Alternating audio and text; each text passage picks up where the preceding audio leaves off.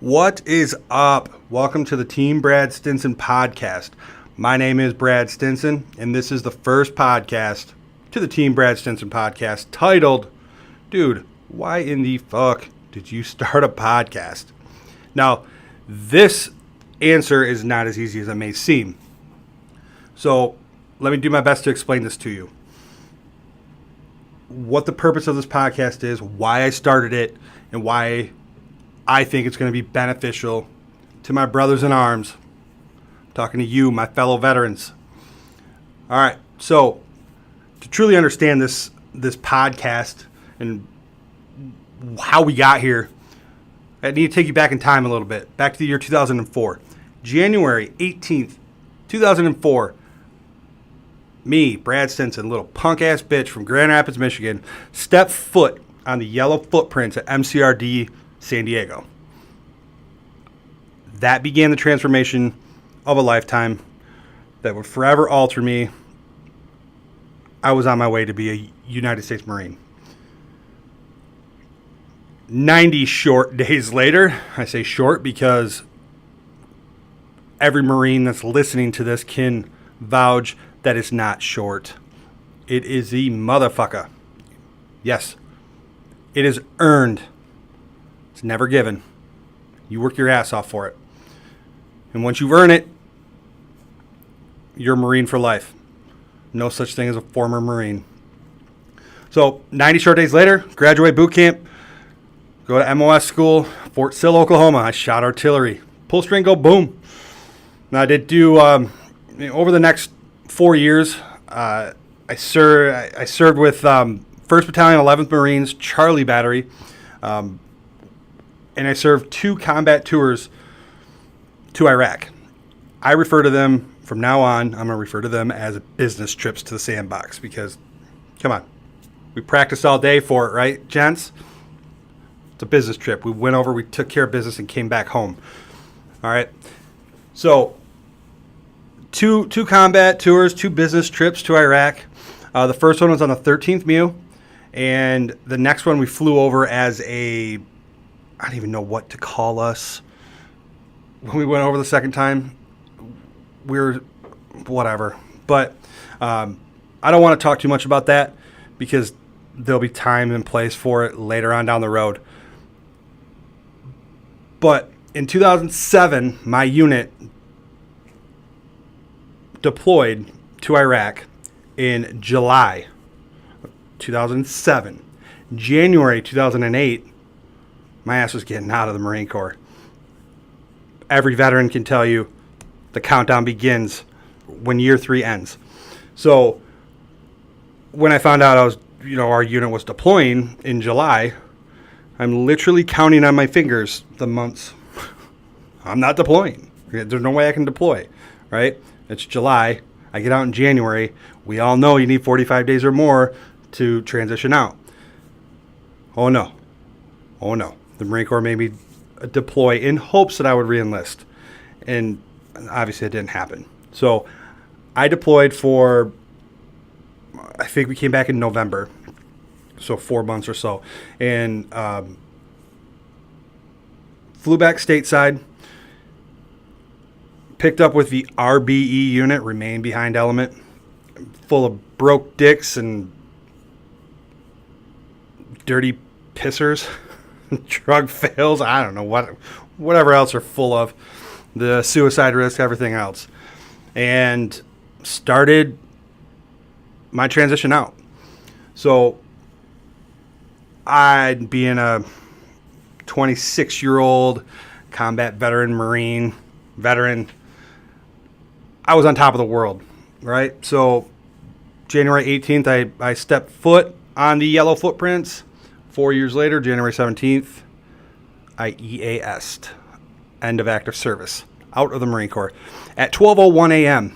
on January 18th, I literally skipped to the S1 Edmund Shack to pick up my DD-214. Now, who did that too? I know I'm not the only jackass who did it.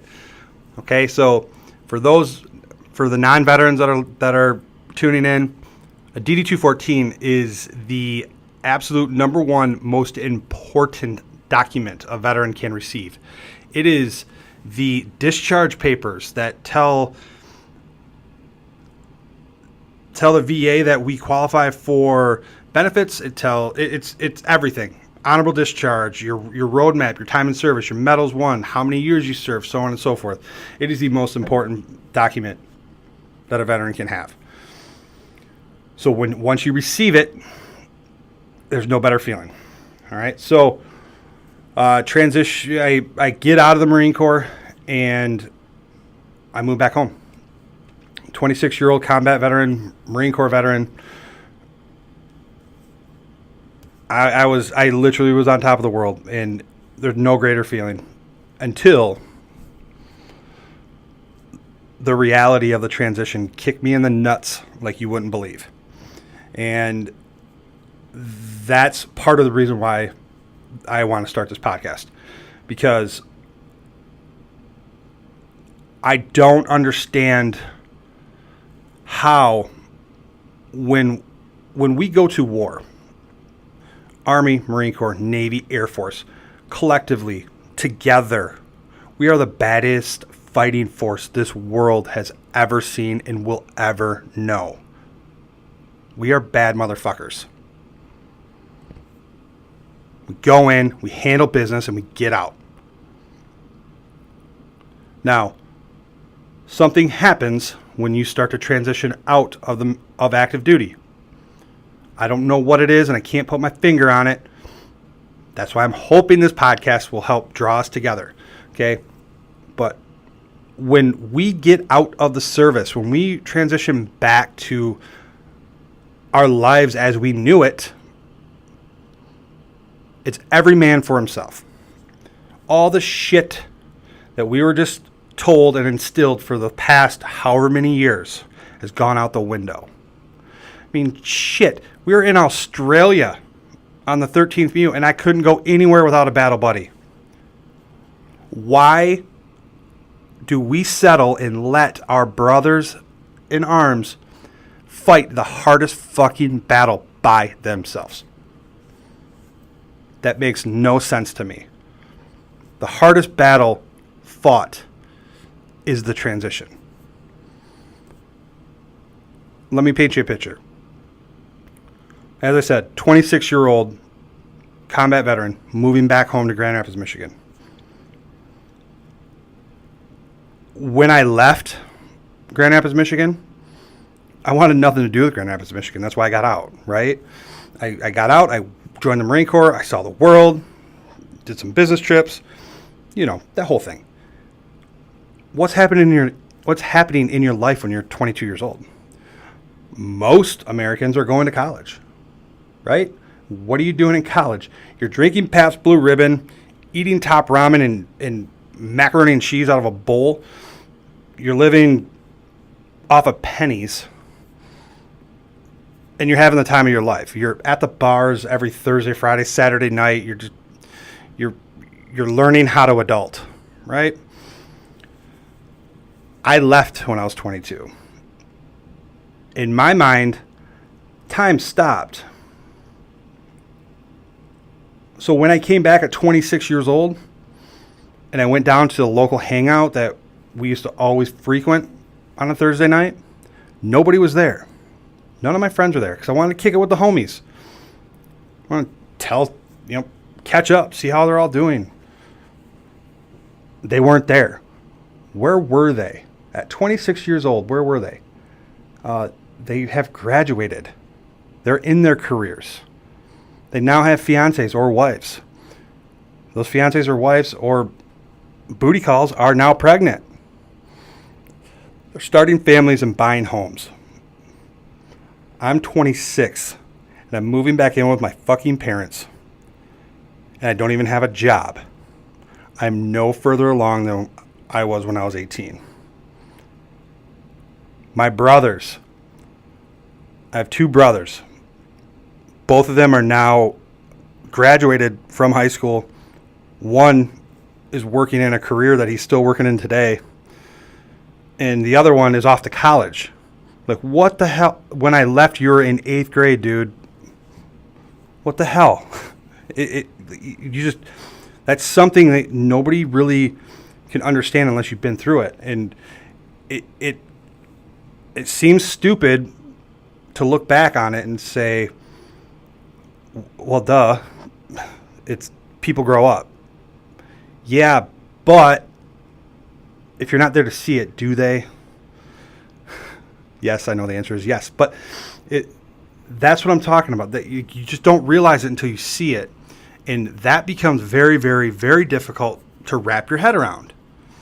Not only that, I lost a father figure in my life when I was away being a Marine. My grandfather, Ken Dame, he tragically passed away unexpectedly, and I come home and he's not here. The whole family dynamic is different, and they've had 2 years to get over it and gel and mesh and find the new way of living. I still haven't. It's all weird.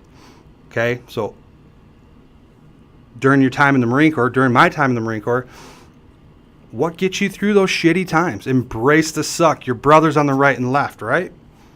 Well, guess what? My brother's on my right and left. I had to leave in Iraq. So I'm by myself. I'm fighting the hardest freaking battle by myself. I'm battling my own demons by myself. And I know I'm not the only veteran that has gone through this.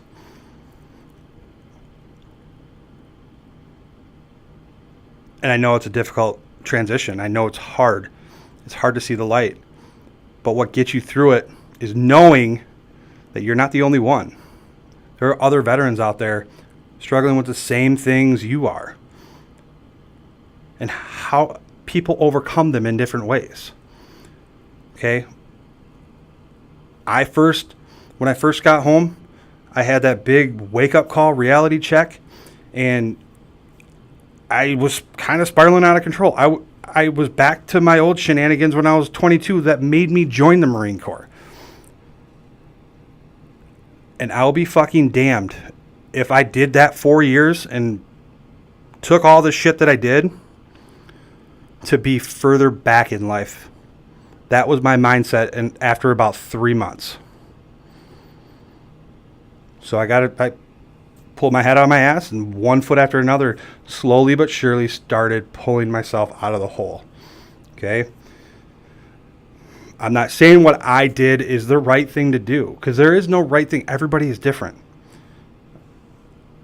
I ended up randomly finding my wife at a job that I got hired in at.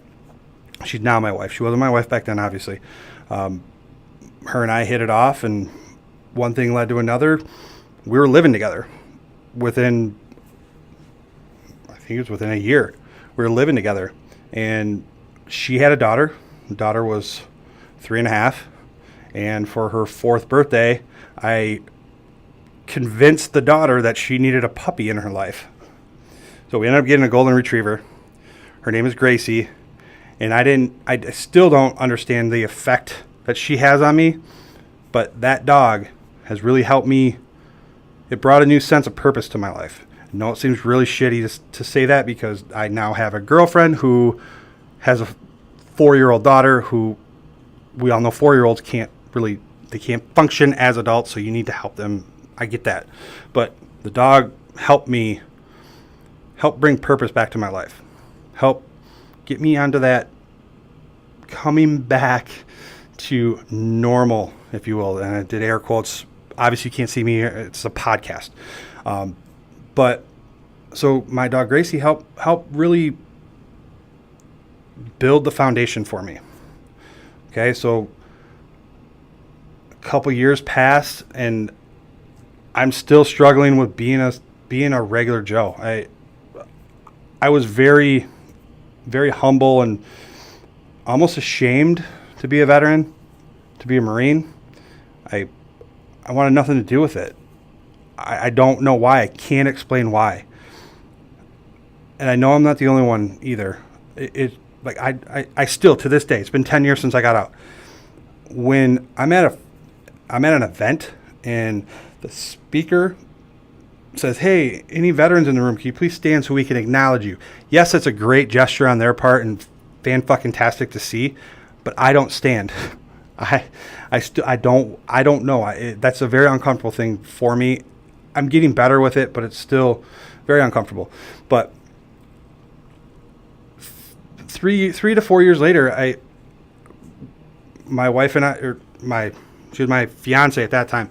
We were going through a major life change. She was getting ready to start the RN program at GRCC, and we were going down to one income. So we had to figure something out for where we lived. So what did we do? Hey, guess what? I think I have some sort of benefit from being a veteran. Something about a home. I don't know what it is. This is me back then. And I know, doing what I do now, I know that veterans are super confused about the VA home loan benefit. And I fell victim to it too. So we ended up purchasing a home using my VA home loan benefit. And looking back on it now, when I purchased a home was when I felt like I was home. That sounds really cheesy. I know. I don't mean it to be, but I don't know how else to say it. Because I now own land and I now own a house, I feel like I'm allowed to be back in the States. And that kind of started me down the path that I'm on now. I'm now a VA home loan specialist. All I do every day is advocate for my brothers in arms to get them into homes. Veteran home ownership is a big deal to me because I know the effect that it had on me. It pulled me completely out, relatively back to normal, about as normal as I can get. I think I'm normal. My wife would greatly disagree with that. But I know the effect it had on me, and if I can help just one veteran, I can sleep well at night, knowing that I'm helping them. So that's why I do what I do now. The podcast is to create a community here in West Michigan. Veteran community in which I'm going to bring guests onto this podcast. They're going to share their transition stories and how they overcame it and what resources are out there to us. Because let's be honest, guys, when you transition out, that lovely thing called TAMPS class, who the fuck paid attention to it? No one. Because all we can think about is however many days and a wake up until we are out of this bitch, right? Our minds are elsewhere. And plus, whoever teaches a class is boring as hell. Death by PowerPoint, right? So we don't know the benefits. We don't know our benefits. And we lean on people that we should be leaning on, or we think that we can trust to answer questions in regards to our benefits. And people don't. We also don't know the resources that are available to us. There's so many resources available. It's like the greatest kept secret of mankind. It's like the gold at Fort Knox. How many bars of gold are down in the Fort Knox safe? I don't know. Nobody knows because it's closely guarded secret. Who killed Kennedy? Closely guarded secret. So this podcast is to help veterans come home, build a community, be there for one another. Because I'll be damned to see my brothers struggle because they don't know what is available to them. That's my mission.